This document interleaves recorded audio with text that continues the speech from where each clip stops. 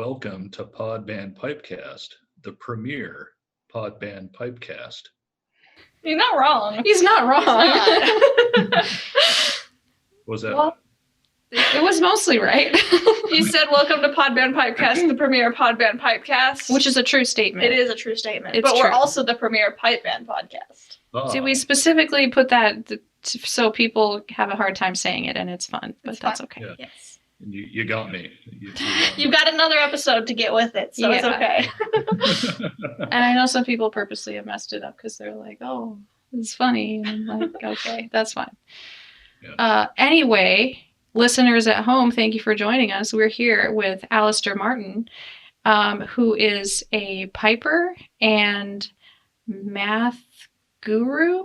I don't really know what the term is, but if you listen to some of our last episodes, you'll understand why we needed a math specialist who is also good at piping. And if not, well, then this is just going to be a surprise. And well, first of all, to go back and listen to all of the episodes, because why wouldn't you? Yes. But You need all the context. yes, it's a big, long, there's lore and there's branching storylines, and it's just not going to make any sense.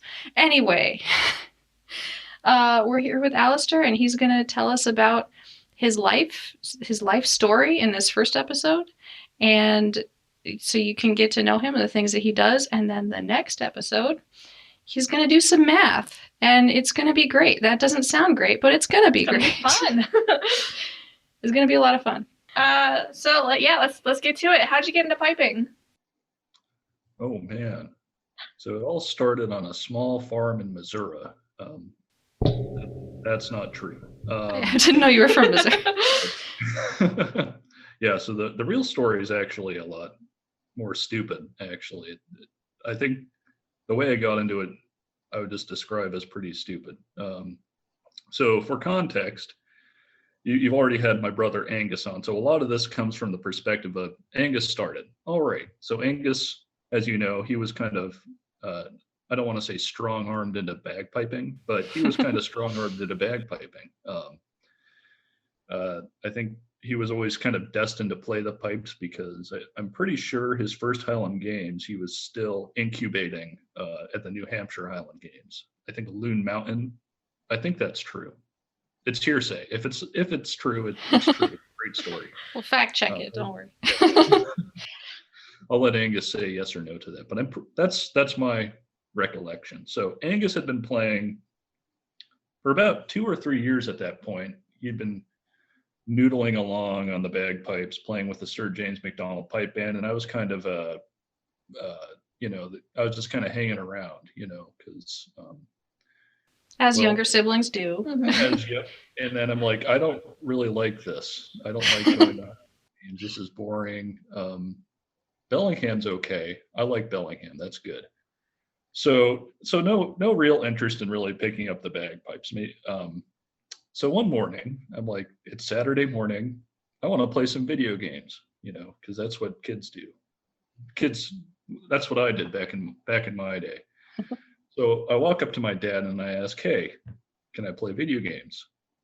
And he said, yes, but only if you play the bagpipes. And I said, well, 2 hours on a Saturday morning of video games or a lifetime of piping. I guess this is a good enough sacrifice. So I took the deal, and I took the deal, and now I'm playing the bagpipes. And then the journey after that's very similar to Angus. It's just I was playing for a bit. Played for my first instructor was a fella named Mark Tomasetti. Joined the in Washington, Vancouver, Washington, the most confusing city-state combination in the United States, because you can't say one or the other. And if you do say if you say both together, there's a 50% chance people will say, oh, so you're Canadian, or, oh, so you're from near Virginia. Nope. Nope. I'm a red-blooded American, and I live on the West Coast, just north of Portland. Anyway, sorry, I'm not sure if I answered. So yeah, it was on a deal. It was a really dumb deal, and I took it, and I've been regretting it ever since. Do you still Or do you still have that agreement with yourself, like, oh, I can play video games, but only if I play bagpipes first?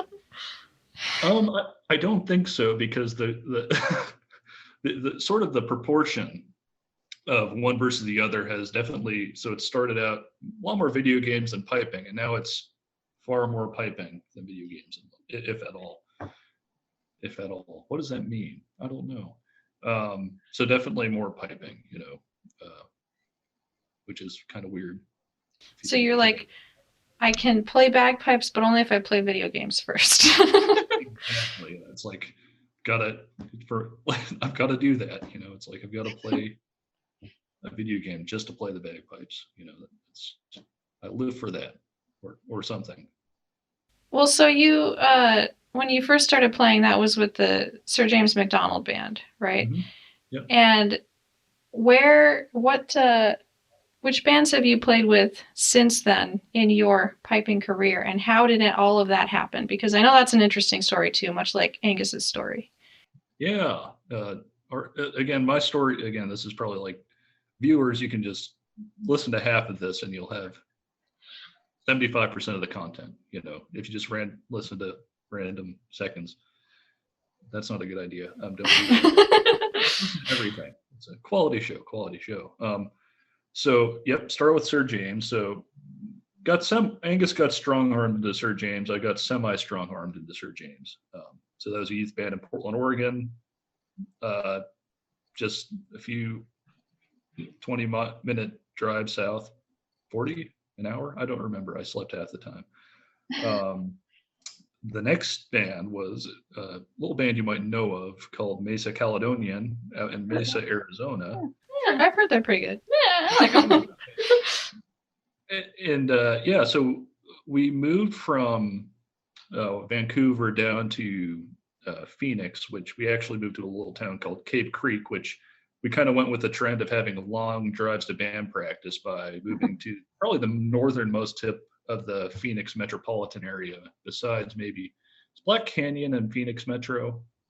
I believe so. I think that counts. Okay. I would say that's definitely the most northern tip, but Cave Creek's pretty up there. So, yep.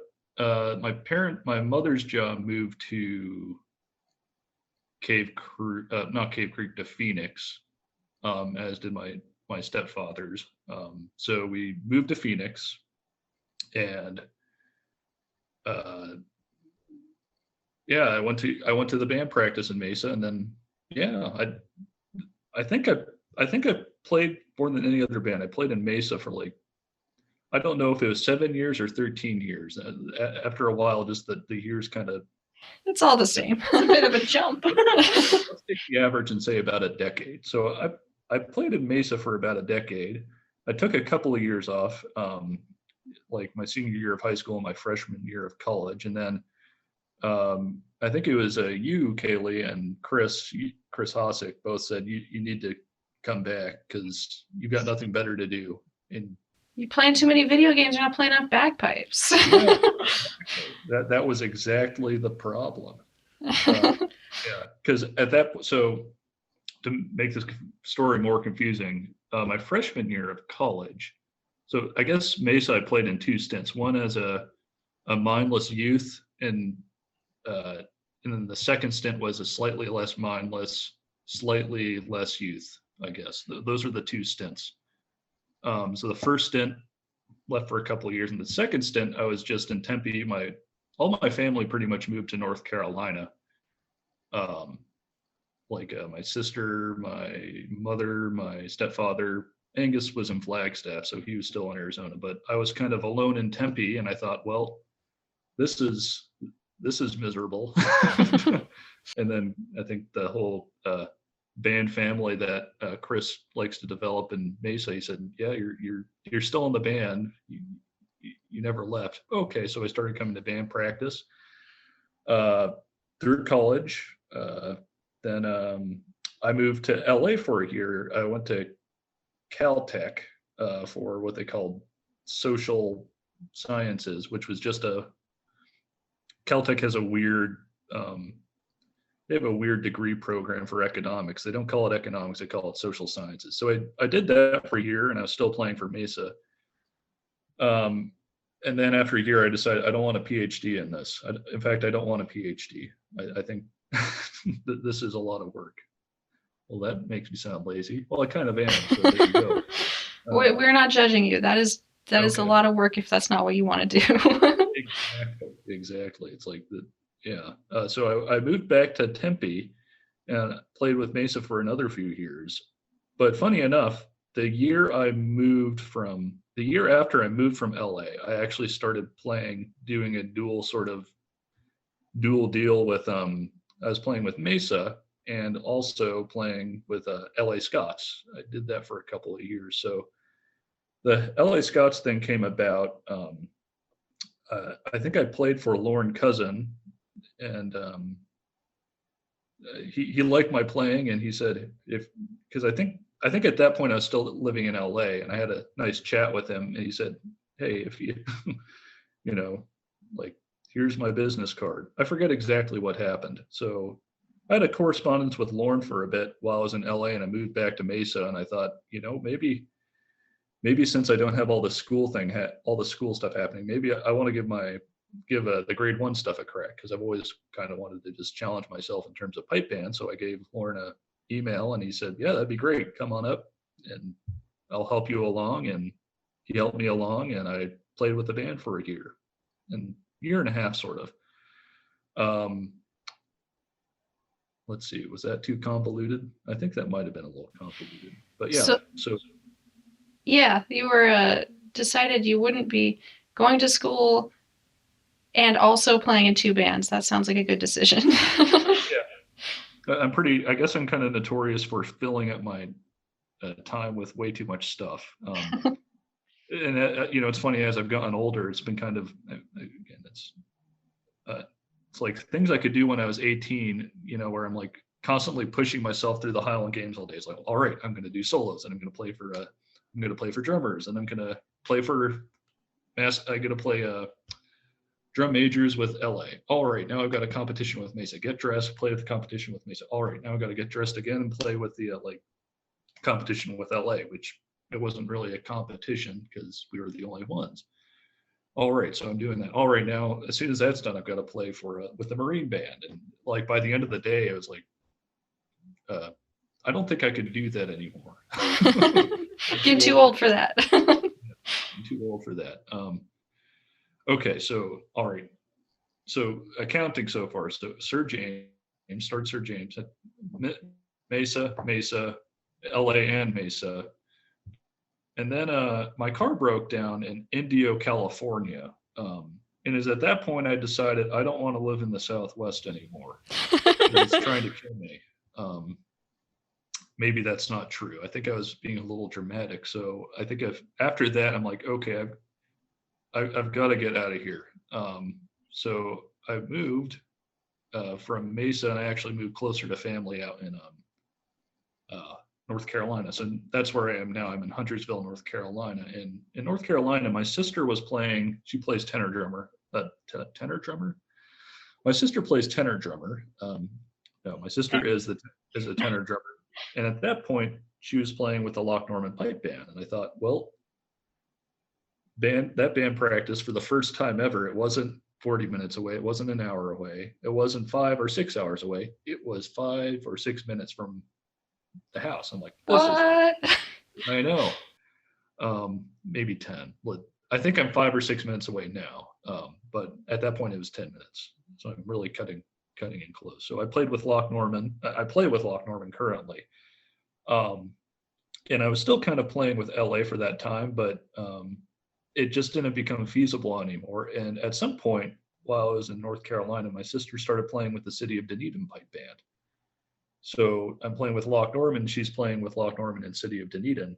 And I go to the City of Dunedin Highland Games, and I was like, holy crap, that band sounds really good. And this is a 10-hour drive, so that's twice as long as it was in LA. But I mean, this sounds like a really good band. So I asked about joining up there, and now I also play with I think City of Dunedin. I think I started in City of Dunedin in 18. So Loch Norman was 16, and then Dunedin was 18. Now I'm sort of doing the dual role. I think I'm now the pipe major at the Loch Norman Band and also playing in Dunedin. So that's where I am right now. So 5 bands. There you go. That's Yeah, you went from being like an hour or two from practice to like 5 minutes. 5 But it plus 10 averages- hours. Yeah. It averages out to about the same, though. You know, is that true? I think so. Once again, math. Math. It's fine. Well, that's arithmetic. We won't. Let's not talk about. That's for next episode. Yeah, that's for calculators. Arithmetic. Wait, but I don't know. But yeah. So, So I think for about 14 years I played with 2 bands, and then in 18 years I played with 5. So it kind of jumped up in a 4-year period. And you can never just be in one band, right? No. plate's got to be full. Yep. That's my lot in life, I suppose now. So, what makes it worth it? What do you like about piping? Oh man. Let's see. I've written down notes. I think, what do I like of, I really like the pipe band part. Yeah. So like the whole camaraderie with everyone else, having a band family, like wherever you go, like I feel like I have a band family in Arizona. I've got a band family in North Carolina. I've got a band family down in Dunedin, Florida. It's like I can go to 3 major cities and be like, well, I mean, I'll never do this, of course, but it's like time to go couch surfing. I can just couch surfing. So I've gotten to know some really great people in pipe band. Some interesting characters as well, but mostly really nice folks. Moreover, one thing that I think pipe music is actually very interesting. When you listen to the radio, people make a big deal about, wow, this band, they're playing in 9/8. That's nuts. Nobody plays in 9/8. And I'm like, well, I play the bagpipes. We play in 9/8 a lot. We got 6 jigs and we got 9/8 marches, and and like all these tempo changes. That's really neat too, and the fact like the mutability of all the idioms. It's like you can play cabaret, but then if you're really creative, it's like, well, I'm going to turn this into a march, a Strats Bay, a reel, all this other stuff. So it's I think so bands are fun, camaraderie with everyone. That's great. Like knowing people all across the world, and by across the world, I just mean America, Canada, and Scotland, parts of Ireland, and maybe Australia. But I guess that's the world. That counts. I think the third thing is just I think the music is just really neat. And some of it, I think it's underrated. I think when you talk to a musician, it's like bagpipes are always out of tune. Well, that's where you say microtonalities, man. It's like it's not out of tune. It's in our own tuning system. Don't worry, man. I don't know, but yeah. So those 3 things really is what I enjoy about it. Cool. Yeah, I saw one of those things on Facebook about like if you start typing something into Google and then you let it complete it. I typed in like can bagpipes, and the top thing that came up was can bagpipes be in tune? And I was like, oh, come on. Yeah. Yeah. We're relatively in tune. That's yeah. We've actually, I think recently a fellow in our band joined over COVID actually, but he unfortunately for him, he has perfect pitch. Oh. Which is a problem when you're a piper, because nothing's ever in tune.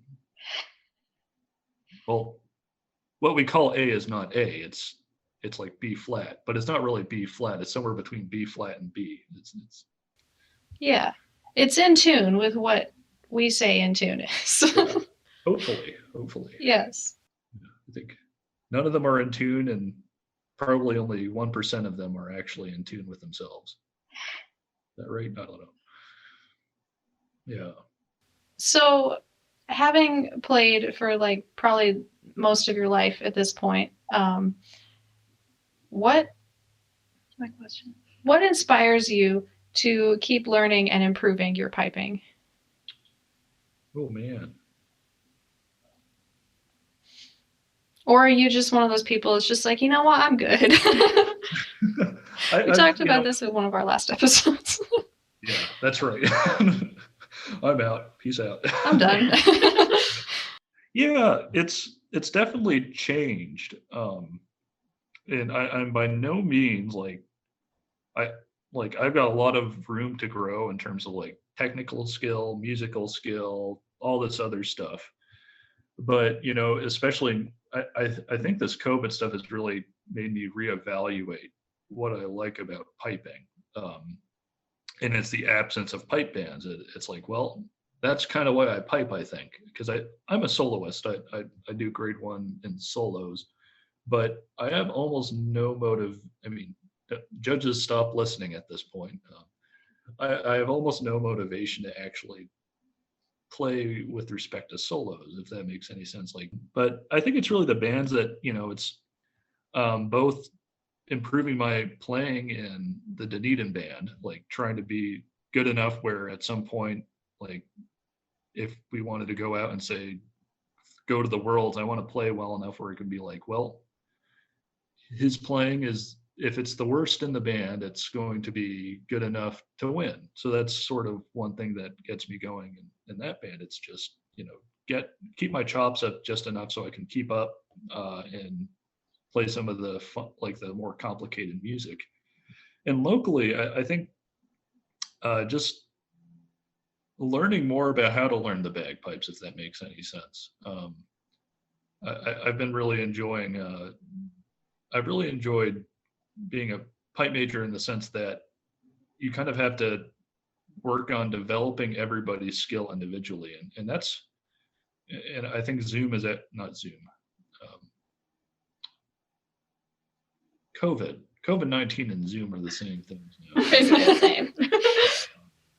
you know, I think one advantage of the COVID-19 Zoom practices is you can't really do ensemble practice anymore. But for about a year, we've been doing um, little Zoom practices, but we can't really call them practices. They're not the same. It's become more of a individual improvement thing. So how we form our practices right now is we have Monday and Friday sessions, and on Fridays we do like repertoire, all of our repertoire stuff, like pick a tune, play it, and then everyone does a critique of it. They do their own critique, then I pick somebody, say, hey, what did you think of their playing? So this whole Zoom thing, where I think a lot of folks were sort of, and this isn't specific to Loch Norman as a band, but like every band piper that's ever been, it's like, all right, I can hide in this group of people, but everyone has flaws of their own playing that they don't necessarily hear. So this whole Zoom thing has been really helpful in people like developing I've been calling it sort of the inner piper, where you're listening critically as you're playing. It's like critically playing as opposed to just, I'm going to play Scotland the Brave and let's see what happens. I'm going to play Scotland the Brave, but I'm listening to this person and the way that they're playing that little quadruplet rundown, it's like, it's really round, whereas theirs is really, really tight and pointed. What's the right one? And then you point it out and you say, well, actually, it's, in my case, Alasdair, the pipe major, will say the pointed one. Always point everything. You want to keep that Scottish swagger going, but I think it's really helped them. Again, this is, what are we talking? What am I supposed to be talking about? What keeps me going? But trying to help, helping people kind of develop that more critical ear where they become more independent pipers. They can evaluate their own performance just by playing, as opposed to like playing in a band and say, well, aw shucks, what happened? I'm not sure. I'm playing and now I know what I'm listening for now, which you couldn't always do live because everyone's in one spot, and it's hard as a pipe major to sort of like pick out individual people. But so in a sense, we've kind of found the silver lining of the whole Zoom thing, but I do want to get like back to it because what keeps me motivated is having the band to play with and not, I mean, I go down to Dunedin every so often, but having that local band, I need that to start again, or I'm going to become an old man. It's been like what, a year since, I guess a year since the pandemic really started. Yeah. St. Patrick's Day a week, I think that's when it started. Yeah. Oh, I remember because last year all our gigs were being canceled. Yeah. And then one of them wasn't canceled, and we were like, I'm not going to that. I don't want to do this. Yep. That was an awkward time. Anyway. One of my students, Joe Conan, he actually worked for Pfizer. He's retired now, and he's actually like a doctor. And he was at one of these gigs, and we were saying, "Oh, this is going to last 2 weeks, 3 weeks. No big deal. This is our very last gig until a week ago."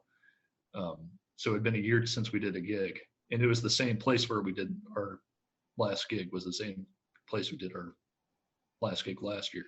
Confusing. I'm sorry. But he was saying, "Yeah, this is probably going to last at least 6 months." And we kind of laughed him out of the room, but there we go. He was right. Joe was right. Yeah. I think he said that things will start opening up soon. So, and Joe, I trust. Yeah. Get those vaccines and get back to band practice. Get that Pfizer vaccine. Yeah. Help pay his retirement fund. Cool. So, it's your turn. What has been your most memorable experience, or a couple of experiences with the pipe band, with pipe band so far? Yeah, there's a few. A lot of them are just sort of like over periods of time. I'm not sure if Angus said this one because it wasn't directly pipe band. I'm going to say two. One this is what I called the mindless young phase in Mesa. It was the Burbank. Did he tell the Burbank story? I forget. He did not tell the Burbank story, but I think you have to. So that's got to be top two for me. No pipe band. The only reason this is a pipe band story is we were flying to Pleasanton. And apparently Angus, well, I'm throwing my brother under the bus. So yeah, was it his fault, really? It was both our fault. So I could claim some ignorance because I'm like 2 years his junior. So you're responsible, Angus. You're the older one. But no, it was both of our faults. So we didn't understand California geography at that point, apparently. And we weren't really paying attention to what the flight attendant was saying. So we're flying from Phoenix to Pleasanton. So we land at the airport, and we're chatting because my brother and I just sort of enter a zone of we don't hear anything when we start talking. So we're talking, the flight attendant's making some announcements, no big deal. It's like, whatever. We got to get off the plane. We got to find the BART. We've got to get to the hotel. We got to get to Pleasanton, the hotel in Pleasanton. And so Sorry, it was a side note for people who don't know. The BART is the Bay Area Rapid Transit, which is the public transportation to get you from the airport to the hotel. So sorry. Exactly. Yep. So we're walking out. We're sauntering out. We're like walking along. We find a security guy outside. We say, "Do you know the direction to the BART?" And he looked at us like, "What are you talking about?" It's like, "What BART? What? The BART? Oh, whatever. The train's over there." And I'm like, "Oh, okay." We're walking along. We don't think anything of it. And we're sitting here. No train. We're at this train station. So there's actually a train station. Train. I'm using air quotes. I'm not actually sure if it was a train by the traditional use of the word train. Public transport. Public transportation, yeah, on rails. Public transportation on rails. So we get to this public transportation on rails, and we're looking. It's like, where's Pleasanton? We're looking at the maps. Where is this? When's this train coming? We're sitting there for a half hour. No train. Nobody's coming to the public transportation on rails. What's happening here? And then I forgot what made the realization occur. I think we realized we were in Burbank, and I'm texting I'm texting Diane, and then we realize we're not where we're supposed to be. We're actually in Burbank, California, which, having lived in LA for a year, I know where Burbank is. I've picked up many people at the Burbank airport. At that point, though, I had no clue that Burbank was it's not in the San Francisco Bay Area. It's in Los Angeles. So we are in the wrong city. We are 5 hours south by drive, 5 or 6 hours south of where we need to be. So we're texting along, and I think I say, were we supposed to get off the airport? Or were we supposed to get off the plane at Burbank? And Diane says, no, you weren't. And I think I just texted, oh God. Beyond exclamation, oh God. So I'm like, well, this isn't good. And we eventually got somehow, and I'm thinking this, I think I've come to the conclusion this was like the effort of Chris, my parents, Diane, all like working out with the with the airline, saying, we got these two knuckleheads, not like they need to get here because they don't have a chaperone or anything, and they're all like 18 or less. We got to get them to the right airport. So we did that. We got on the plane and we got to Pleasanton without actually much controversy. We actually got there reasonably, it was pretty late. I felt bad because Chris had to drive all the way to Oakland, which I think was about a half-hour drive from the hotel, and drive back is around 11 o'clock. But that has to be the most memorable one, getting off the wrong plane because you're a knucklehead. So after that point, nobody in the band ever trusted me to travel alone on an airplane again, which was funny. When I lived in LA and Chris was booking flights, it was always from Burbank. So every time I go to Burbank, I think of that time I got off the airport in the wrong city. Because you were supposed to stay on the plane, right? You weren't supposed, that was just a stop. It was not your final destination. That was what they were yammering on about when Angus and I got off the flight. That's what they were talking about. But that's got to be one of the two most, and then probably the most memorable has got to be, winning the Worlds.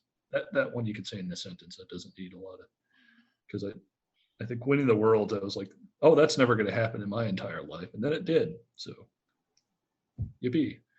So there we go. Funny story, and well, that's pretty neat story. And that's all you're not gonna elaborate on, which band were you with to win the Worlds? What did it feel? What set did you play? I mean, it doesn't matter ultimately. It was with Mesa, remember? You guys remember that? That time we won the Worlds? No, it was. I don't remember that. That was with City of Dunedin. I want to say it was 18, but again, the past 3 years, I barely know what year it is anymore. But it was the year I joined the band. Actually, I joined the band, and then we won the Worlds. So it's because of you. I mean, because you joined the band. I think you should ask for a raise if that's the case. Maybe were they paying us? No, but yeah, that was a good time. It's really, I think, when you're in that we were in the grade one. It was grade two, but we were in the grade one circle. And as soon as we hit the reels of that set, I was like, oh God. Different oh God, but this is like same expression. same expression, different. One was an exclamation of uh-oh. One was like, this is really good. I don't think we could. I think this is the best we've ever played. This is the best I've ever played in any band ever. And I think everyone in the circle thought the same way. It's like, I've never played better than that. We got 4 1s, which was like, it was unreal. It was really unreal, because it's like, not only did I think, I didn't think I'd ever had the ability to play in a band that won the Worlds, but to do it like with 4 first places, it's holy crap. You didn't just kind of win the Worlds. You definitely won the Worlds. it was very convincing, and like, I suppose, which again, it's like I never thought I would do that. So that was fun, like be able to contribute to a band that can do that. So Yeah. that was a good feeling.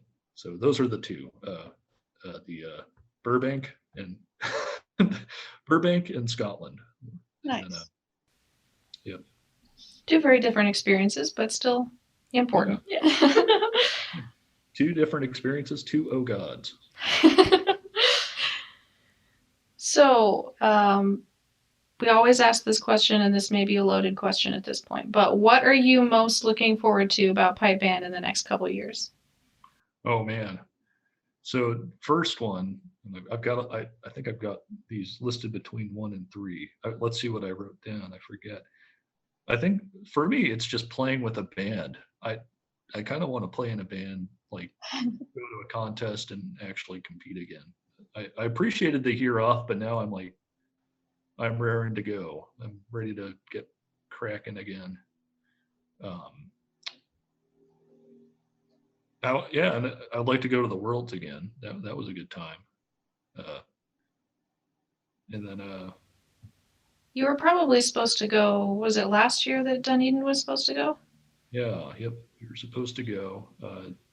Oh, Yep. that's sad. Sorry. Yeah, I think yeah, we'll see. So I'm looking forward to that again. And then I'm looking forward to for the local band. I feel like we were on a really good trajectory before the whole COVID-19 thing hit, and I think we've done a pretty good job of keeping the momentum sort of going via Zoom. I'm looking forward to see. I would like to see us like move to the next level. Like not necessarily next level in terms of like I want to go from grade 4 to grade 3, but I mean like everyone sort of elevating themselves as a musician and creating a sound that's like a cut above of where it was. I mean, I remember at Charleston last year, I'm a pretty sadistic PM when it comes to the selection of tunes we play. I don't think it's traditionally grade 4, but we went out to Charleston last contest we ever did, played this medley that I don't think that was a little tough. It was a little tough. It has like all these weird transitions, but the band nailed it. Like they did really well. I think we got 2nd out of 5 that day, and the top band is in grade 3 now. So I'm like, with that really tough medley, like the band really came together and played a really solid set. And a lot of folks were saying that was great. Like good stuff. I really enjoyed listening to that, which is, that's really all I'm after, or what I reckon anyone who's running a band's really after is having people say, that was awesome. I would like to listen to that. That's sort of what I want to see Loch Norman do. So those are things I'm looking forward to. So band. More band. Yep. Getting back to band. Yeah. I know.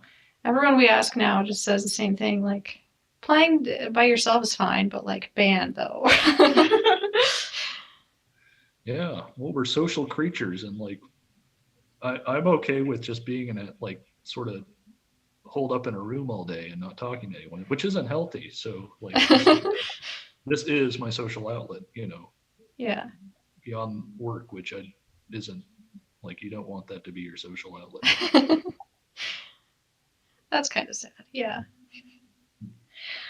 All right. So next episode, by the way, thank you for being on the show. I don't remember if I said that before. Thank you for having me. It is a pleasure, as they say. Yeah. This is good. It's good. Speaking of not having a social outlet, it's good to be able to talk about band, even if you can't be in a band right now. That's what I like about this podcast. It's, there's 3 big podcasts I think of, but this is the one where it's like you're interviewing all my friends. So yeah. And that's fun. And then people you don't know, you become friends with them because you're like, We're all hey, friends. Yeah. I listened to your episode. Now we're friends. The best friends, I think there's a Genesis song about that. let's see, never mind. Off the album Duke. Never mind. One of the lyrics is, I can show you some of the people in my life, and it's talking about people on TV. It's a saying, you know. It's Yeah. well, the people, Alex is going to find that clip and he's going to make a bagpipe version of it. No, I'm kidding. We always volunteer him to do things like that. He's always looking at us like, what? He's got time. He can make this happen. Alex, if you make some bagpipe settings to Genesis, I'll play it. Well, so anyway, we will be back next week with Alasdair. He's going to answer, so he's going to start to answer the question of how many possible bagpipe tunes are there? And start to answer, meaning this is complicated, and I hope you like math. If you don't, listen to it anyway. It's going to be great. But we asked this question, and because he knows a lot about math, he's going to explain to us what exactly we're asking, and do we really want to ask that? And maybe we'll find something of an answer. So maybe not. We'll see. We will see you all again, or be in your ears again next week. Bye. Bye. Thanks for listening, everyone. If you enjoyed this show, then support us on Patreon for exclusive content, as well as the video of us recording this. We'll have special exercises we'll be writing, as well as tips and tricks with tenor drumming and other instruments to come. Subscribe to us on YouTube for some tenor tutorials and possibly other tutorials later on. And like us on Facebook at Podband Pipecast.